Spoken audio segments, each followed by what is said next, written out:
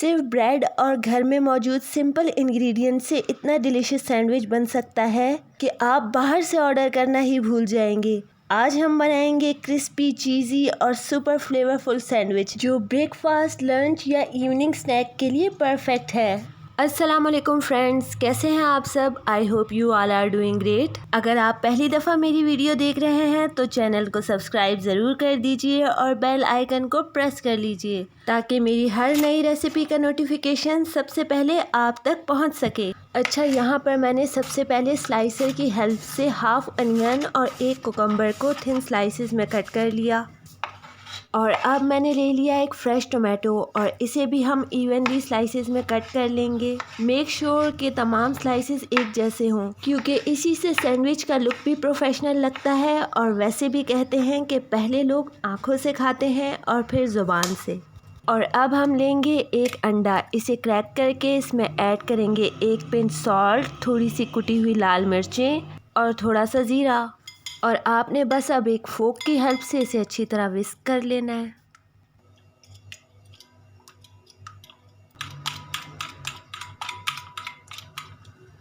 अब बस आप फ्लेम ऑन करें और एक पैन को स्टोव पर रख दें और इसमें थोड़ा सा कुकिंग ऑयल ऐड करें। और जब ऑयल हल्का सा हीटअप हो जाए तो एग वाला मिक्सचर पैन में पोर कर दें।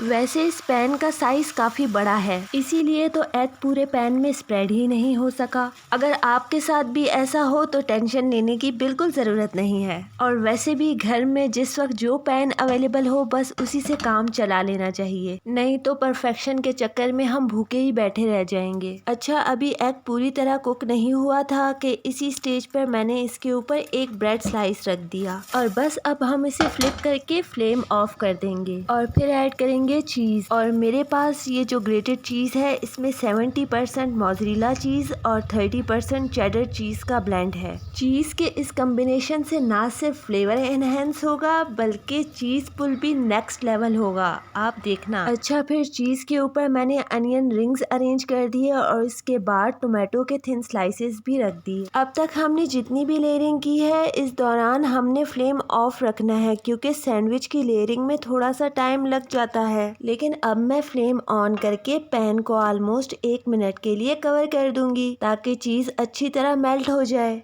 और 1 मिनट हो चुके हैं तो चेक करते हैं कि हमारा सैंडविच टर्न करने के बाद कैसा लग रहा है। और देखिए हमारा सैंडविच कितना खूबसूरत टोस्ट हुआ है। अब दूसरी साइड से भी ऑलमोस्ट 1 मिनट के लिए ऐसे ही टोस्ट कर लेंगे ताकि दोनों साइड्स इवनली गोल्डन और क्रिस्पी हो जाएं।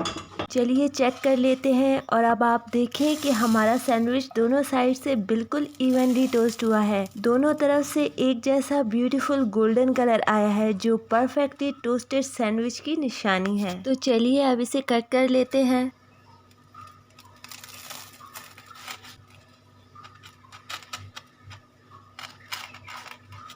और देखिए जनाब, ये सैंडविच बाहर से कितना क्रिस्पी है और अंदर से चीज़ी। वाओ, माशाल्लाह। यकीन माने अगर आपने एक दफ़ा ये सैंडविच बना लिया तो मार्केट से सैंडविच लेना तो आप भूल ही जाएंगे। अब आप भी इस रेसिपी को ट्राई करें, खुद भी खाएं और अपने घर वालों को भी खिलाएं और अल्लाह का शुक्र अदा करें।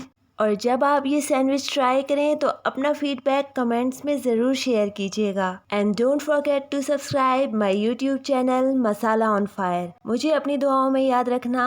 अल्लाह हाफिज़।